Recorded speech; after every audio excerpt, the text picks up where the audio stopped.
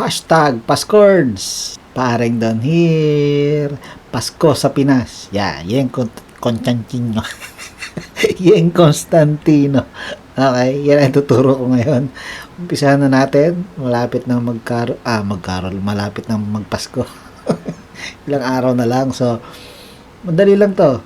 Kaso merong B minor. Okay? Ay kung gusto mo, ito, shortcut sa B. Ito lang ang ipit, I think. Ito lang ang bar chord. So, B minor na hindi bar chord alternative. Ito.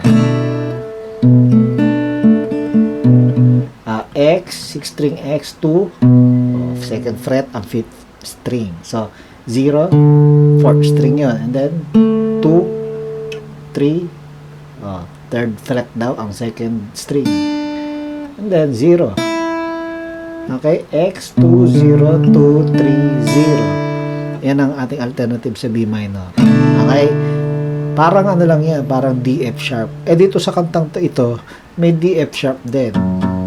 So, nasa ano lang, hindi ko inalista kasi naandito lang naman yung F sharp na tinatawag sa 6 string sa second fret. Kanina, yung B minor natin, parang D, F sharp din. Pero, syempre, B. Kailangan tumunog yung B. 5th string, second fret. Okay? D, F sharp, B minor. Okay? Alright. So, umpisa na ng kanta D. 2, 3, 4, 5, 6, 7, 8. G. 1, 2, 3, 4, 5, 6. Ganyan lang. 5, 6, 7, 8. G. Yun. Iano mo, ititigil mo kasi kakanta na. 1 and 2 and 3 and 4. Nadarama. Di ba? Yun, ganun lang. Ang verse, ganun din. D and G. Nadarama ko na malalim na ganun lang. Alright? Kumakanta yung aso. And then, pre-chorus. Ibang mukha. Itong pre-chorus, 4 counts. E minor, unang-una, E minor. Ibang 2, 3, 4, and then G. 1, 2, 3, 4, A, 2, 3, 4, 5, 6, 7, 8, ganon. Okay? Pre-chorus yan. Again, E minor, 1, 2, 3, 4, 5, 6, 7, 8, A, 2, 3, 4, 5, 6, 7, 8, E minor ulit, 1, 2, 3, 4, pero D, F sharp susunod. D, F sharp, G, 2, 3, 4, A, 2, 3, 4, 5, 6, nice. Yun, chorus na yun. Okay, ganun ang pre-chorus. Ngayon, merong pwedeng gawing baksakan doon sa A, doon sa bago mag-chorus.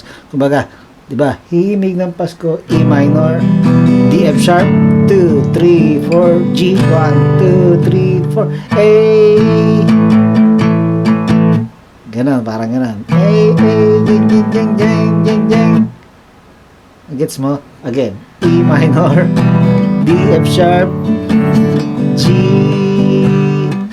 A. Bibilisan mo yung pasok ng A pagka merong bagsakan. Kumbaga, 1, 2, 3, 4, A, jeng, jeng, jeng, jeng, jeng, jeng, jeng. Gets mo? Ganon.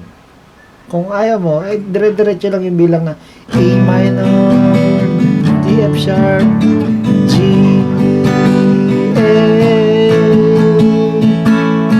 Ibang pwedeng ganun lang din. Okay, simple lang. Alright? So, chorus. So, D, may tatalo pa ba sa Pasko na G? Ganun ulit. D, wala ako. Sunod, anong letra? D, alintana. E minor to. D, alintana. 3, 4, G. D. Tapos A. Ganon. 4 counts na 4 counts lang yan. Tapos E minor A. 4 counts. Ibang iba talaga. Pasko. Ay, 4 course ba yun? 1, 2, 3, 4. 1, 2, 3, 4, 5, 6, 7, 8. D. Ganon. So, meron kang posing. Ibang-iba talaga ang Pasko sa Ganon.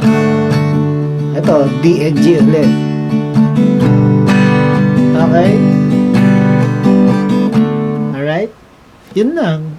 Ngayon, uulit, di ba? Verse 2 and then pre-chorus again, then chorus. Ngayon, iba, pagdating doon sa pangalawang chorus, ano?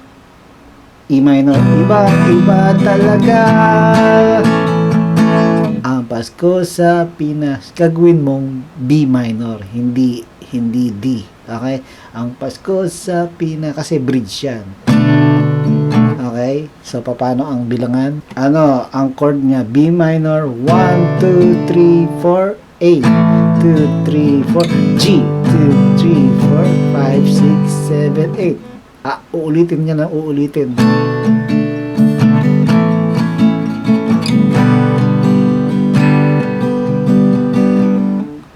Tatlong beses. Tapos, sa pang-apat, B minor, A, G, 2, 3, 4, A, 2, 3, 4, 5, 6, 7, 8. May tatalo pa ba? Ganon. Ang Pasko ng Pinas. Tapos, mag-ending na. Magiging 2 beses na chorus. Okay?